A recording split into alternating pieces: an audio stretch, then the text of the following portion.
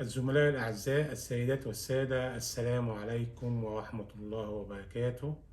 كل سنة وأنتم طيبين، رمضان كريم علينا وعليكم وعلى أمة الإسلام جميعا بإذن الله.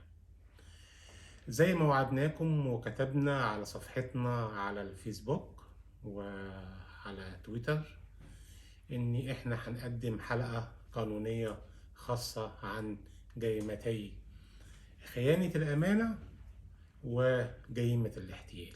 واحنا في الحقيقة اخترنا الجريمتين دول لسبب أساسي ورئيسي، وهو أن هاتين الجريمتين متشابهتين في كثير من الوقائع والأحداث والاتهام حتى ومواد القانون.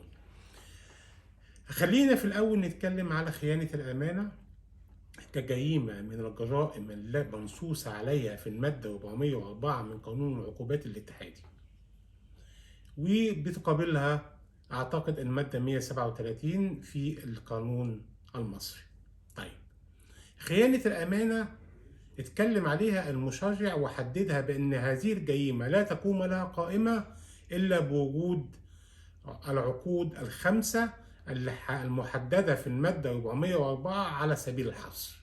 بمعنى إن لو هناك فعل لا يقع ضمن العقود الخمسة لا تكون هناك جريمة خيانة أمانة بأي حال من الأحوال. طيب، إيه هم العقود الخمسة دول؟ العقود الخمسة هم العقود اللي نصت عليهم المادة 404 على سبيل الحصر، اللي هو عقد الرهن وعقد الوكالة وعقد الإجارة وعقد عارية الاستعمال والعقد الأساسي الأول وهو عقد الوديعة. طيب، الوديعة عقد مفهوم ومعروف للجميع، وهو إن أنا باخد شيء بأودعه عند حد، وهذا الشخص بيقوم بتبديده. هنا تقع جريمة خيانة الأمانة عشان ما نتوسعش ونتوهكم مننا.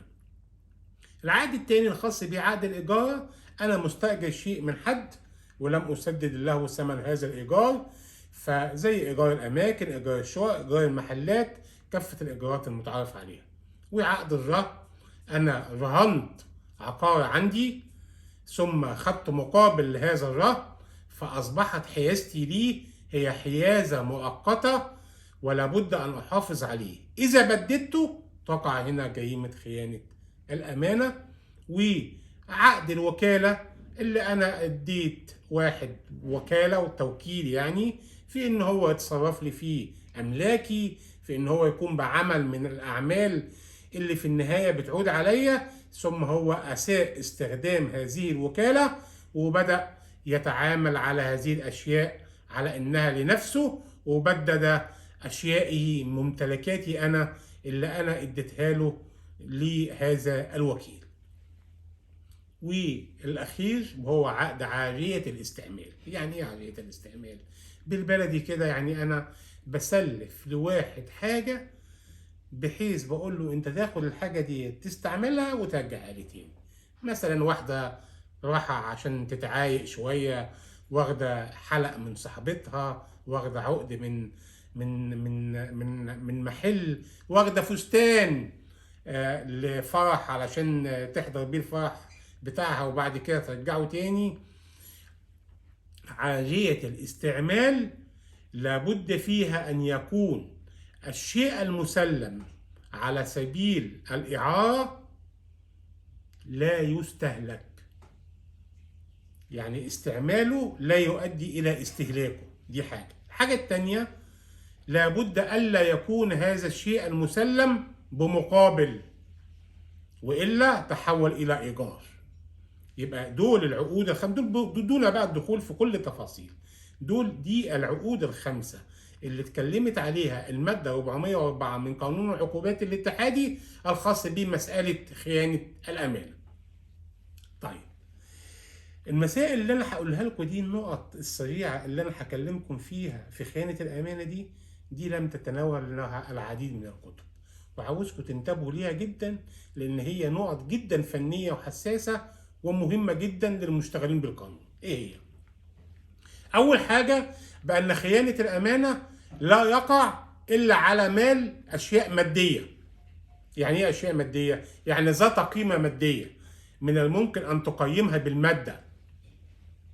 ما اقدرش مثلا اقول لواحد ان انا اديته بحث من البحوث، او ائتمنته على سر من الاسرار، او هناك براءة من براءات الاختراع ثم قام واحتفظ بها لنفسه وبددها، ممكن اقول ان هو ارتكب جريمة خيانة امانة. لا يجوز. يبقى خيانة الامانة لا تقع الا على الاشياء المادية. دي اول حاجة. تاني حاجة، غير متصور عقلا ان تقع خيانة الامانة الا على المنقولات. مفيش خيانة أمانة بتقع على العقارات. مفيش واحد هيسلف واحد بيته، أو بمعنى أصح هيدي واحد بيته على سبيل الأمانة وبعد كده هيبدده. كلام مش منطقي وغير متصور قانونا ولا عقلا. الحاجة الثالثة والمهمة بأن خيانة الأمانة كجريمة لا تقع إلا على الشخص الغير مالك للشيء. يعني ما فيش شخص هيرتكب جريمة خيانة أمانة والأشياء التي تحت إيده هي ملكه.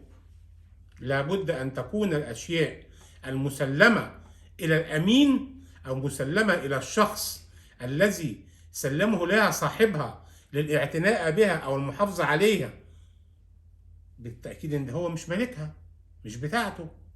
فلا تقع خيانة الأمانة إلا من غير مالك الشيء. دي مسألة من المسائل اللي أنا حبيت أوضحها ليكم بشكل سريع. ومسألة الاحتيال، جريمة الاحتيال. جريمة الاحتيال هو استيلاء شخص على مال مملوك للغير. المادة 399 من قانون العقوبات. استيلاء شخص. بس هل كده كفاية؟ لا. ايه بقى اللي هو عمله؟ نتيجة اعمال احتيالية جعلت المجني عليه يقوم بتسليم هذا المال وهذه الاشياء اليه، حمله كما قالت احكام محكمة النقض، حمله على التسليم. يعني واحد وهم شخص بان هو بيمتلك العديد من العقارات وطلع له اوراق، وقد تكون هذه الاوراق مزوره او غير صحيحه، وباع له هذه العقارات، ثم اكتشف فيما بعد بانه هو ليس المالك الحقيقي، وان المالك الحقيقي شخص تاني خالص. واحد جه قدم نفسه على انه بيمتلك شركه من شركات التكنولوجيا الكبيره، وبدأ يعمل عقود ويتحصل على أموال مع إحدى الجهات، ثم قامت هذه الجهة بإيداع مبالغ كبيرة في حسابه، ثم اكتشفت بأن هذه الشركة وهمية وليس لها أي أساس من الصحة.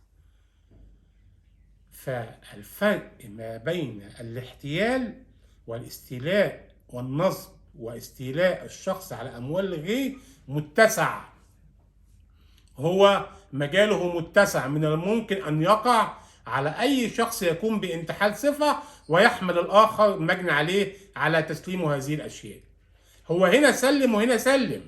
في خيانة الأمانة سلم، وفي الاحتيال سلم، ولكن في خيانة الأمانة سلم وفقا لعقود 5 نصت عليها المادة 404 على سبيل الحصر.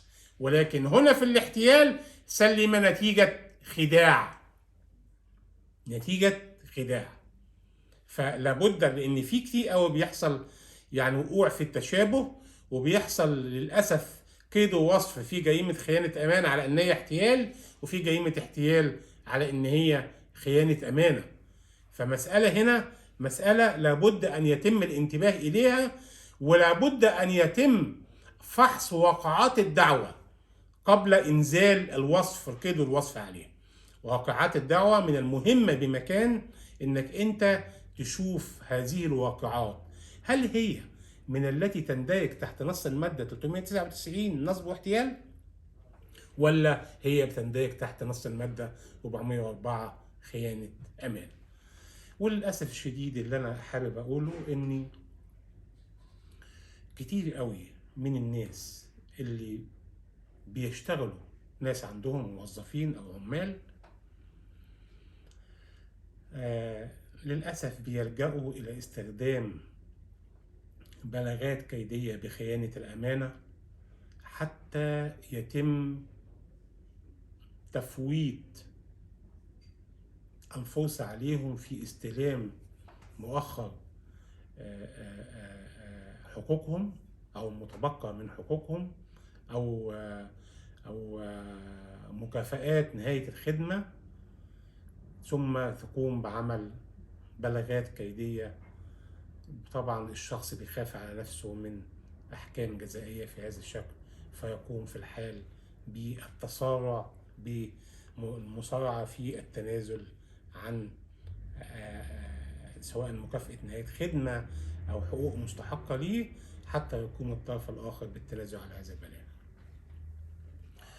ومش عاوز يفوتني إني أقول لكم في الفترة الأخيرة حصل تعديل لقانون العقوبات بأنه هو أصبح جريمتي الاحتيال وخيانة الأمانة من الجرائم التي يجوز فيها التصالح وتنقضي فيها الدعوى الجزائية بالتصالح.